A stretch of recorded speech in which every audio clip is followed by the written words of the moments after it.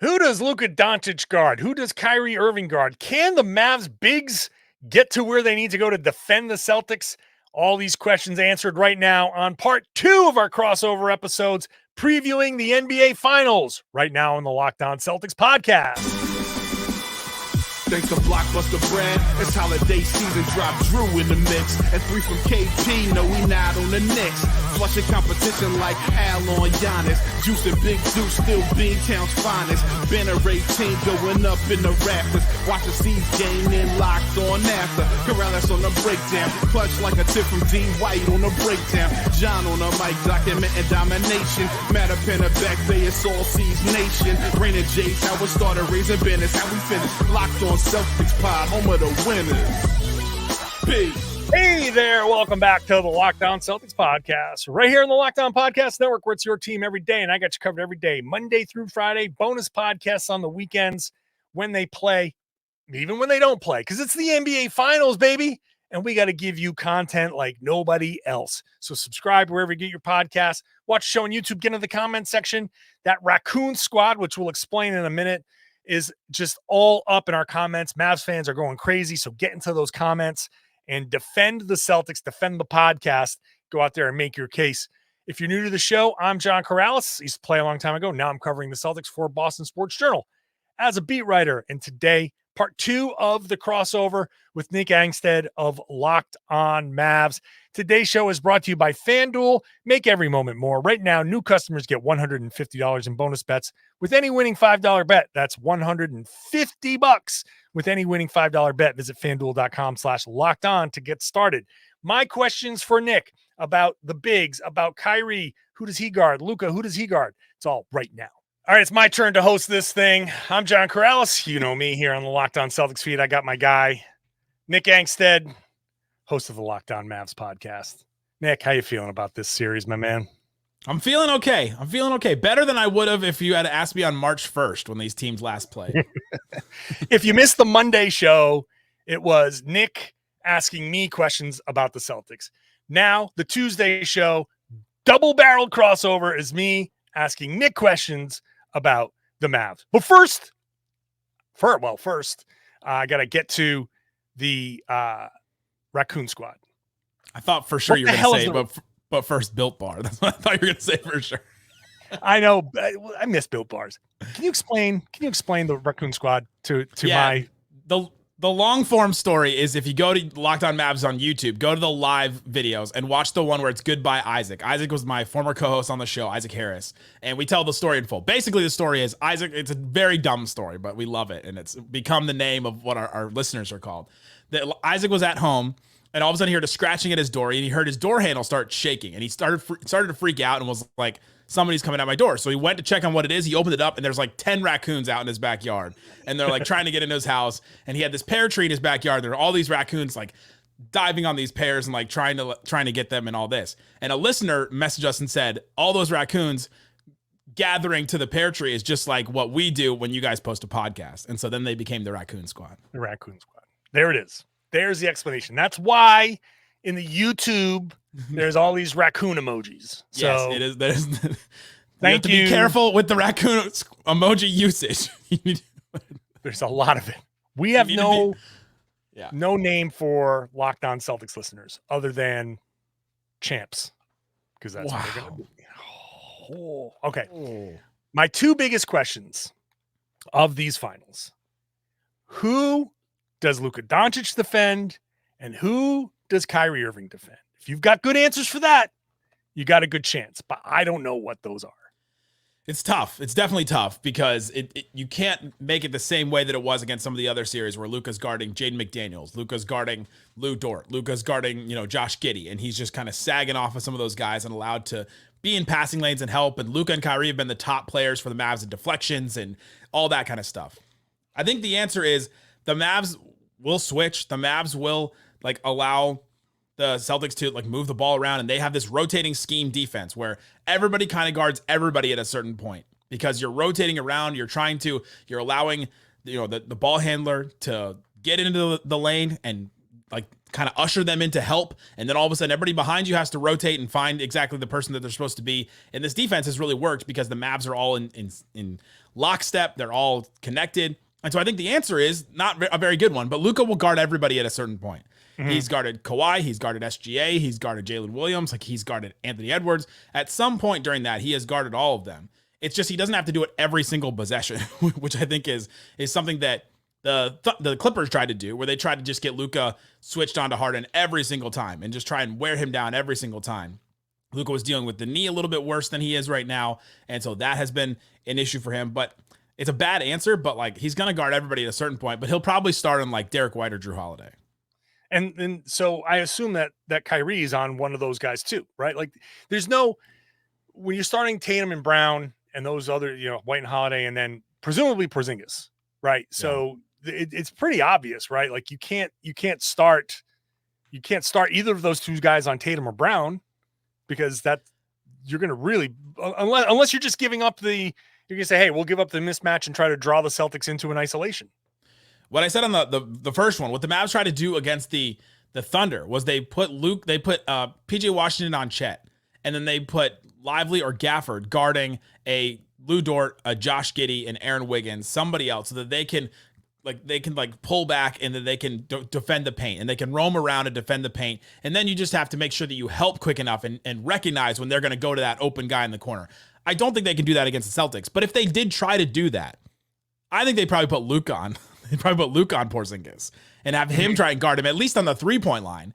And then, I mean, is Porzingis going to back Luka all the way down in the paint? Like, I don't think so. So at least have him guard him on the 3-point line. Have Chet have Lively or Gafford guarding one of the other trade before the finals. Yeah. Oh my God. Having them guard one of the other guards, and then have obviously PJ and Derek Jones Jr. on the 2 J's. And so maybe they'll try that kind of version, but we haven't seen the same kind of defensive thing for the Mavs in 2 series in a row, because teams are giving them different things. Yeah. I just feel like no matter where you put, so I would say having him guard Porzingis to start makes sense, but you're just going to have Porzingis come up and set a pick for Tatum, right? Or Jaylen, and just try to work that switch. You said it though. It's not like the Mavs want to prevent teams from getting into the paint. It's like, no, please get into the paint, because we've got 2 guys that are going to block, like, super athletic, big time, shot blocking. So you think you got a guy beat, and it's exactly where you want to be, where you want them to be. But only if their guy is there. If he's not, if he's out guarding KP on the 3-point line, this is one of the things when I was watching back the March 1st game, and the Mavs defense is completely different than it was then, but Lively is out there guarding Porzingis, and so he's then trying to like hedge into the paint a little bit to try and stop, whoever it is, PJ ushering Jayson Tatum into the lane, and like he gets behind the play, and all of a sudden there's a wide open 3 from somebody because of that. And the Mavs had the benefit of having Rudy Gobert and having Towns, who didn't really space the floor that much when Gobert was out. Like, they didn't really embrace the 5-out system like the Celtics obviously do. And so they had the center just waiting there every single possession over and over again. And then the scheme I talked about earlier that they did against OKC was why they had a center waiting there every single time. So the Mavs are going to have to figure this out, because they have not faced a 5-out offense quite like the Celtics yet, because there isn't one. They faced a good offense, but not a great defense. And then they face a great defense, but not a great offense. Now you're facing top 2, like, both. Like, well, the Thunder were both. The Thunder were top 5 in both. Yeah. Okay. So, but the Celtics are the most well-rounded. Sure. They don't have the Josh Giddey weakness. They don't have that spot. And this is where I think this leaning on, hey, well, we just beat the OKC, and you just beat Minnesota. And it's like, yeah, that's great, but you're not facing the same level of, okay, who do you attack defensively? Who's the weak point that you attack defensively? Who do you leave on defense to help? Like, who are you most willing? Like, honestly, here's an honest question. If you're going to leave anybody to help, who are you leaving on the Boston offense? Yeah, if you're leaving them for a 3, like, there's not a great answer, but it's probably Derek White. Which right? Yeah. Like, because you're not leaving Drew Holiday open in the corners. That's for sure. He's been insane from there. Yeah. But yeah, I mean, like you said, there's not a great answer. John, do you want me to just say the Celtics are good? I'll say that. Like, Say it. Tell me we're good. Feed my soul. Tell me we're the best one.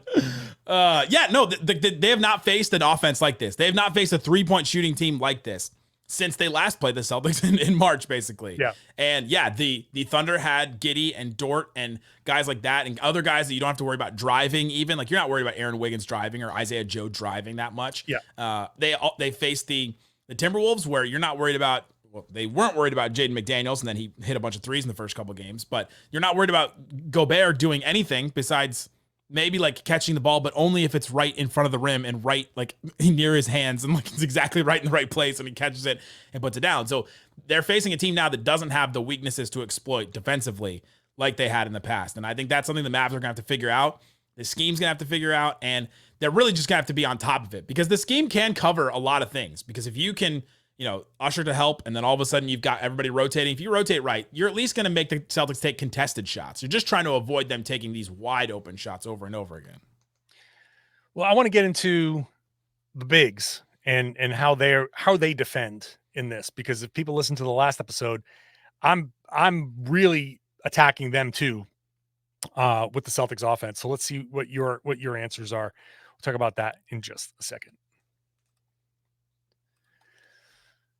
Today's show is brought to you by FanDuel. It's America's #1 sports book, and the reason why it's America's #1 sports book, it's because they're giving you, the new listener, the new customer, $150 in bonus bets with any winning $5 bet. You got the Celtics, 6.5-point favorites in Game 1. You want to put $5 on that?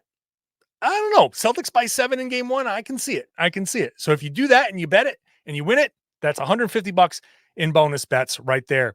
You got the Celtics at -225 to win the series, Mavs at +188. So wherever you want to put it there, that's a bet that you can make with your bonus bets if you want.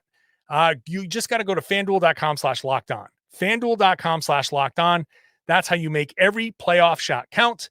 And one of the reasons why they're #1 is because they help you set your limits. You can use the tools that they have at your disposal to set your budget, so you can go have fun. You're just spending your disposable income. You're not going overboard. They want you to have some fun. I want you to have some fun at FanDuel. It's America's #1 sports book.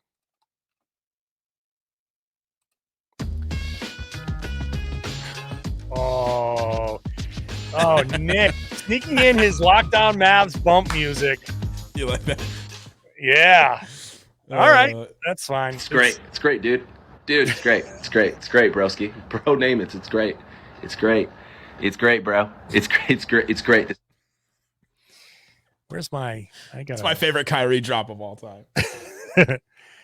Yeah, I don't have any of those things at my disposal. But that's all right. That's all right. Just like the Mavs are gonna have to figure out every little trick they can to have a shot in this series. Yeah, we just got the shiny new toy. That's all. That's right. So okay.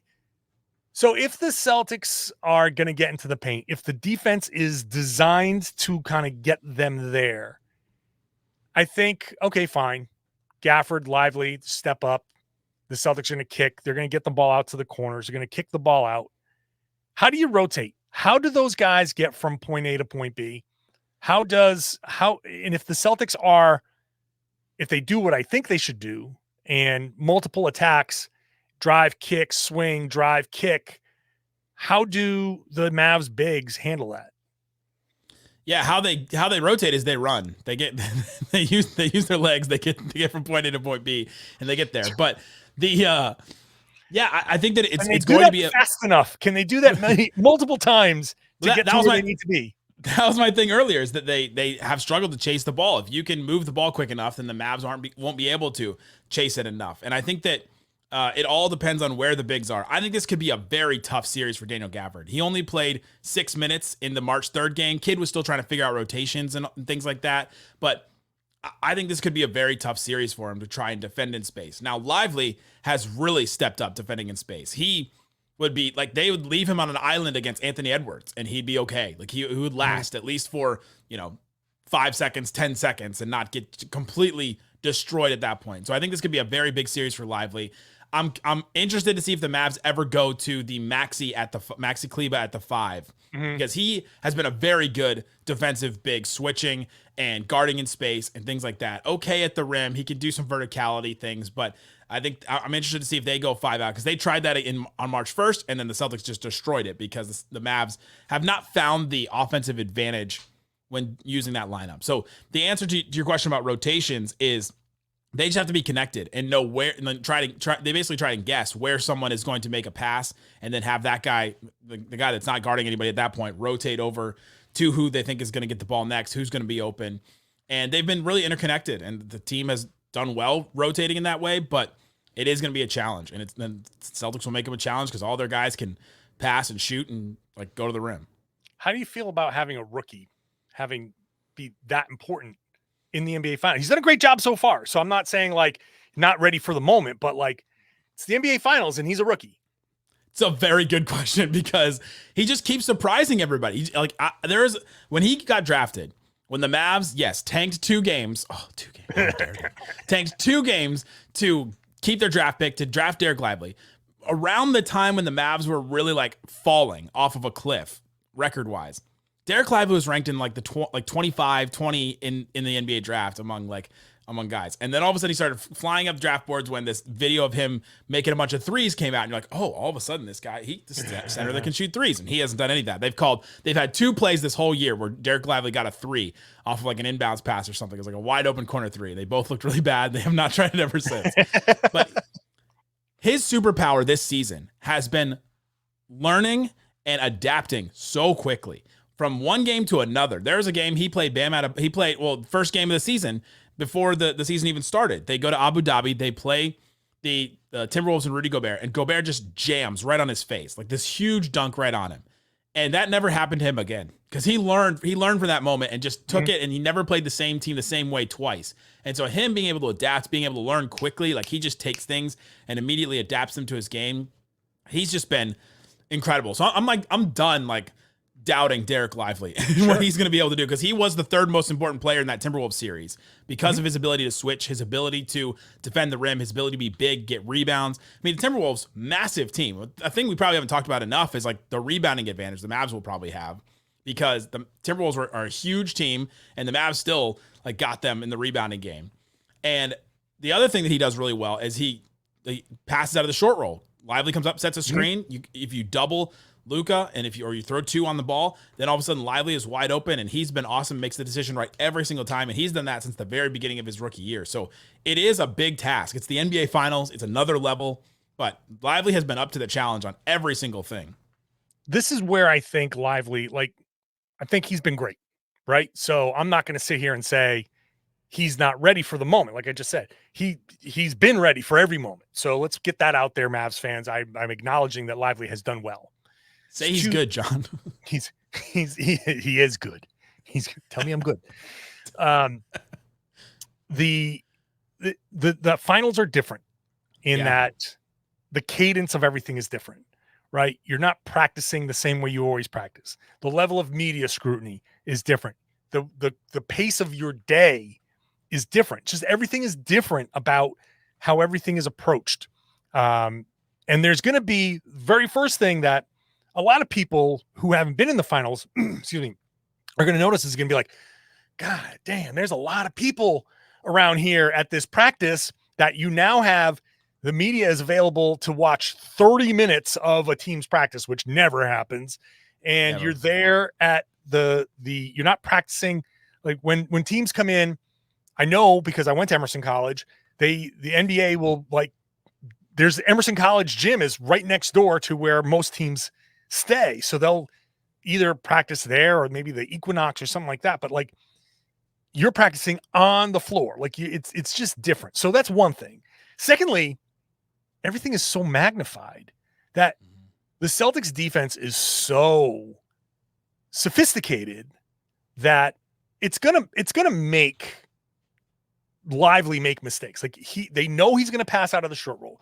They are understanding of tendencies. So if he has a turnover or 2, how does he handle that? That's going to be the big question. So if he turns it over once or twice early, does he get tight? Does he crumble into a puddle and be like, oh God, I'm costing us a chance at the championship, and get into his own head? Or does he move on and say, no problem, I'll just get to the next one? And if he does get to the next one, great. But that's my biggest question with him. And he has been so important, because if he can be played off the floor, well, now the blitzing of Luka becomes a little bit more of an option, and you can try playing a little bit more aggressively on him, because you know you're not going to get quite as burned behind you with passing and getting into rotation. So, like, if I'm pinning the one guy that I'm like, okay, if there's a guy outside of the Kyrie Luka pairing, if I can make Lively bad, then that can really mess up what the Mavs are trying to do. Yeah, it does. And the Mavs lost their only game that they lost the Timberwolves was because Lively didn't play, and Kyrie had a terrible game in that one, and Luka didn't shoot the ball that well. But yeah, he's definitely a factor in that. And so, yeah, that's a question. I think, to me, I'm not worried about Lively not being able to play. Gafford not being able to play is definitely more of a question. He's not as good in space. He doesn't have the same kind of offensive tools that Lively does. But the other thing is, I'm worried about the Mavs, like, and Jason Kidd, relying on Maxi Kleber at the 5 and just going to that kind of version of the Mavericks, because that version of the Mavericks doesn't have the same kind of advantages that they do playing with bigs, playing with the size, playing with, you know, a center that can catch lobs, can get easy buckets just over and over again. Instead, you go back to what the Mavs were in 2022, where you just had to kick out and hit more threes than the other team, and they're not going to win that game against the Celtics. They're not going to spray to threes and hit more of those and then defend with their same rotating defense and all of a sudden hope to win. Like, they need that center advantage. Let's get into my plan for defending Kyrie and Luka. We talked about that on yesterday's show. Let's I want to get your take on that. And I guess predictions. We could do predictions. It's about that time, right? Let's do predictions. We'll see how many games Nick thinks the Celtics are going to win in. Coming up next. Today's show is brought to you by BetterHelp. Now, my listeners know that I'm a big advocate of therapy. I've benefited from therapy myself. And I know the obstacles of therapy are finding a therapist and sticking with a therapist, because you got to find somebody that's nearby. And if that doesn't work out, then you're going to find somebody else who's nearby. It's very difficult. With BetterHelp, it's all done online. So it's designed to fit around your schedule. It's convenient, it's flexible, it's suited to your schedule. All you've got to do is fill out a brief questionnaire. You get matched with a licensed therapist. And because it's all online, you don't have to worry about it. It's a licensed therapist that you can talk to. And if it doesn't work, if it doesn't click, you switch. No additional charge, no nothing. That gets you to a person that you can talk to. And when you can talk to somebody, you can get stuff off of your chest, whether it's something lights, whether it's something you just need to get through because of maybe, say, work or relationship, or maybe something that's been sitting there for a lot longer. Once you feel comfortable with somebody, you can start really getting to the heart of it, and you can get comfortable with somebody at BetterHelp. All you got to do is go to BetterHelp.com/LockedOnNBA. BetterHelp.com/LockedOnNBA. You get 10% off your first month. BetterHelp, HELP. BetterHelp.com/LockedOnNBA.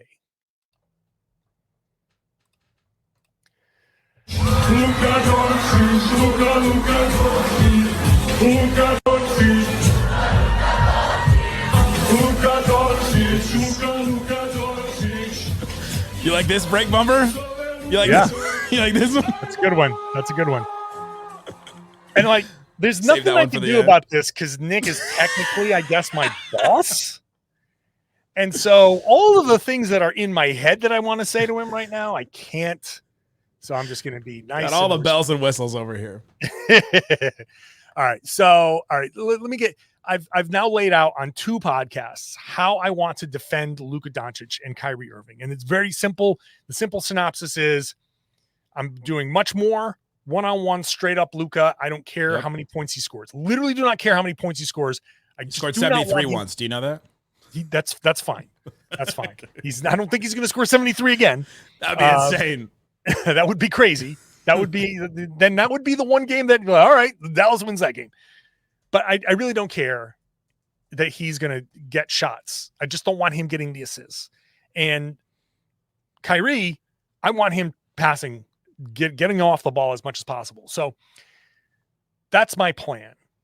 We talked a little bit about it yesterday, but what do you think about the concept of Kyrie being guarded one-on-one and trying to turn him into the scorer versus the do-it-all guy? Yeah, I took the 24 hours since we recorded the last show, and I thought about it. I spent some time and thought about it. And I think that I changed my shirt, of course. I have two of these shirts. Both wearing. We've been working all night, though. That's why we're wearing the same. That's right. Just hard at work. I think with Luka, the problem with that is if you come up and set a screen for him, Luka is the best in the NBA at just navigating pick and rolls, but also just getting a defender on his hip over and over again. And I wonder if that all of a sudden happens. If you try to play the one-on-one game against him, if he just has him on his hip over and a defender on his hip, if it's Jaylen Brown or if it's Drew Holiday over and over and over again, that's what happened with the Timberwolves. And the Timberwolves just had Jaden McDaniels. Jaden McDaniels just lived on Luka's hip just the whole series over and over again. And I think that's a recipe for disaster. And like you said earlier, I said that I think it's a fine plan, but like they won't be able to do the same thing over and over and over again defensively against Luka. They'll have to throw different coverages. The Timberwolves did the same thing. They tried different things and all that. But I'm curious if they try the one-on-one approach, the screen comes up and is set. Luka just has the defender on his hip over and over again. He's going to win that. Like that's what he's going to win. And he's really good at beating defenders when he's got you in that position. Yeah, it's going to take a lot to defend Luka. And as I've said, it's not about stopping Luka. And Joe Mazzulla said this. You're not stopping him. You're not stopping Kyrie. You just got to defend them at a high level. And can you take away a couple of possessions? Can you make two possessions that would have gone their way go Boston's way?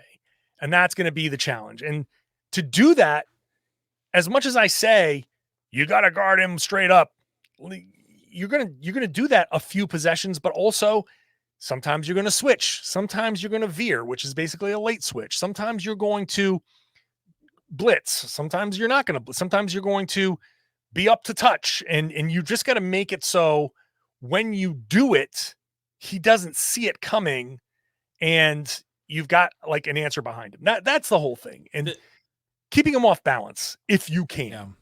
The thing about Kyrie is that's also similar to what the Thunder tried to do against him. Is they sent some extra help. They blitzed. I know on your show when you talked about this plan in full, you talked about sending multiple coverages to Kyrie and making him kind of like playing against Kyrie's own what's the word? Like ego in a way where he's like, all right, I'm gonna get my quote unquote revenge, even though you don't think it's a revenge game. Like I'm gonna get my revenge on Boston and like try and go off myself. The Thunder really sent multiple bodies to Kyrie anytime he had the ball. And he had multiple games where he had 11 assists, 9 assists, things like that, multiple like double-digit assist games. I think he can do that. It's not the same level as what Luka can do, but I think that Kyrie has become a willing passer, and something that, far be it from me on the Locked On Celtics feed to say positive things about Kyrie. So sorry Celtics fans, but I'm going to do it. This is going to come with a trigger warning and a parental explicit. Yeah, right. Skip like 50 seconds. Kyrie last year got brought into the Mavericks in the trade, and the Mavs missed the entire postseason. All 10, there's 10 teams that make it, and they missed the entire thing. It was an embarrassment. It was an abject disaster for the Mavericks. Top 5 player plus Kyrie at the end, and they couldn't come up with wins. They were taken on water and couldn't win. He goes back to his house, and he starts watching the playoffs, and he takes notes. He said he sat there and took notes on leadership and the leaders of the teams that were left in the playoffs, to watch the players out there that were leading their teams and try to take notes on what he could do to be better, what he could do to take the next step. I think he matured a lot from his time in Brooklyn to now where he's at right now with the Mavericks. And I think that he also looked at everybody and said, how can I do what this team needs? And he has specifically said to do whatever this team needs is what I'm about. That's what I want to be. And so he has done that. There are games when he doesn't he takes 4 shots until the fourth quarter, and then he goes off on a run. There are games like against the Thunder, he scores 9 points, 12 points. They win the game because he has 11 assists or something like that. There are games when he has 2 huge rebounds in traffic or something like that. He has really stepped up, and I think that he's not as one-dimensional as he used to be, and I think that's something that has really helped the Mavericks. It's the reason why they're where they are right now, and I think that if they're going to try that defense against Kyrie, he is prepared to face that this time, where maybe he wasn't even last year or earlier in his career. So my magic numbers, 110 points for the Boston Celtics. Can you get to 110 or more? And can you hold the Mavs to under 110? Like that's if the Mavs are scoring over 110, you got a problem. I know 100 seems like the magic number, but with the offenses in today's NBA, and maybe playoff defense will depress these numbers again. But if I think the Celtics can, or how many games is Tony Brothers refereeing? Don't even. Do the Celtics have a referee that's like the one they hate? Oh yeah, Tony Brothers is definitely he's one. Okay. What's his? Oh, there's a couple. The same ones. It's all the same ones, and this is why Scott I dismiss Foster. all of it. Scott Foster, Tony Brothers, Goebel. No, Goebel. People don't like Zach Zarba for some reason. He's been fun. I don't know. It's the same cast of characters. Everybody hates the refs, but right. it doesn't matter. It doesn't matter what the actual record or whatever. People just. It only matters if the Mavs lose. That's the only. That's right. So those are my magic numbers. I feel like the Celtics can win if they hold, because they'll score more than 110. If you can hold the Mavs to less than 110, I think you got it. All right. Prediction time. Ready? I don't think I am, but I've been chewing on it for a little while. Okay. So here's my one question for you. When we open up the FanDuel Sportsbook app before every one of these games, who will be favored? I think that the Celtics are favored right now. I know that opening it up. So but like it's for each game, Celtic, each individual each game. It's Celtics 6.5 for game 1, which is a big line. Mavs were only 1.5 point favorites in game 5 against the Timberwolves, and it's a big line for an NBA Finals game 1. 6.5 is a big line. 6.5 is a lot. I think the Celtics will continue to be the favorites unless the Mavs go up like 2-0, 3-0, something like that. But even then, if the Mavs were up 3-0 against Timberwolves, and Timberwolves were the favorite in game 4 because it's just so hard to sweep a team.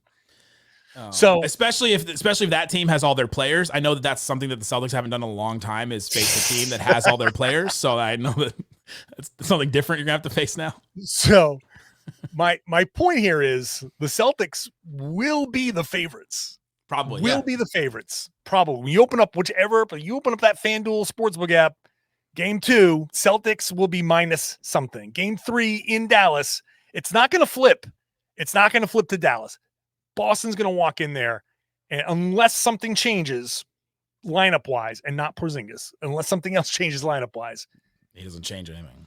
It's the Celtics will still be favored. So I'm looking at this from a perspective of the Celtics are still going to be favored in every one of these games. So if things go the way the sports books think, this could be a Boston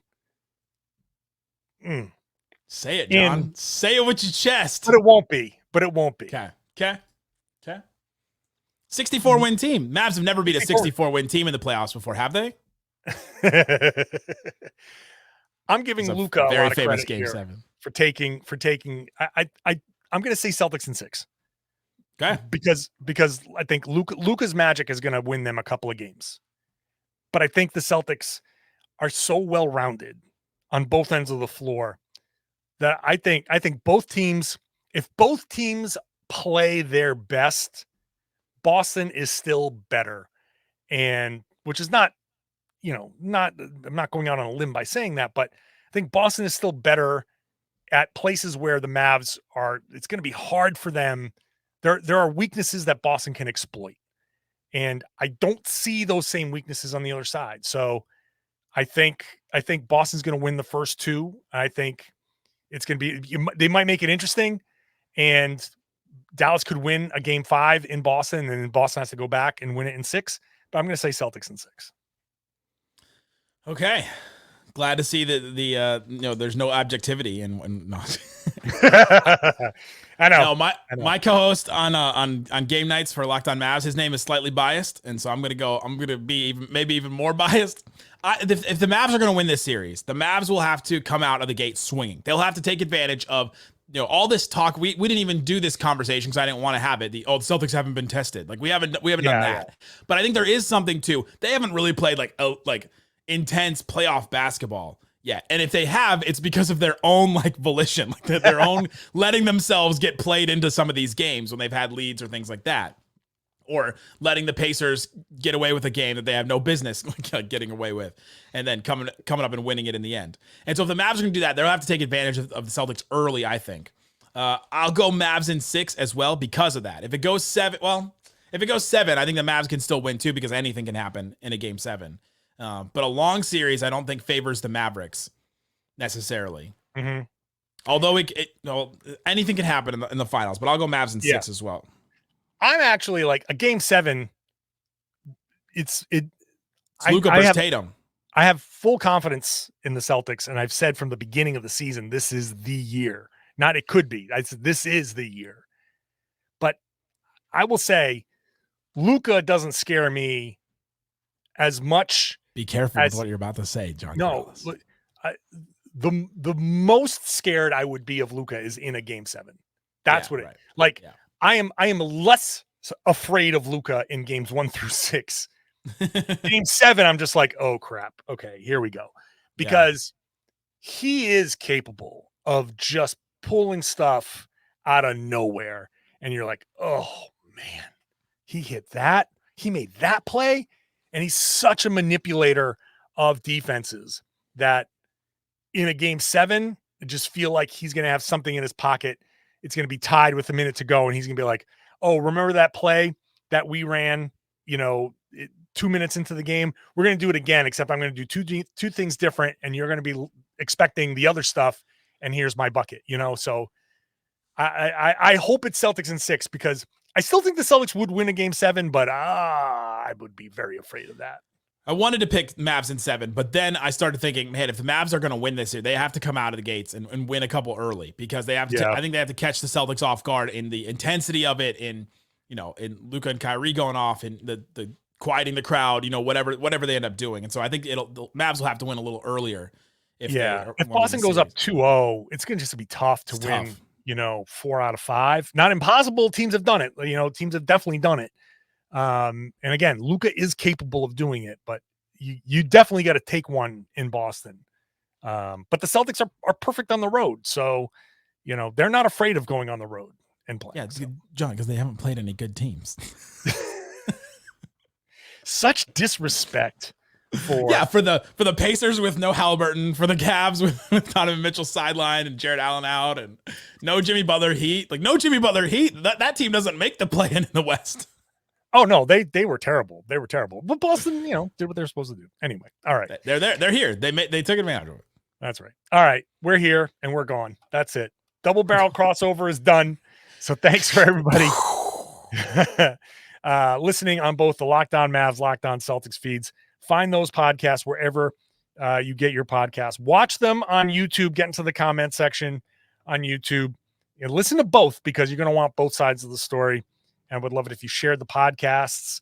Tell everybody you should be listening to and watching Locked On Celtics and Locked On Mavs, as part of the Locked On Podcast Network. It's your team every day.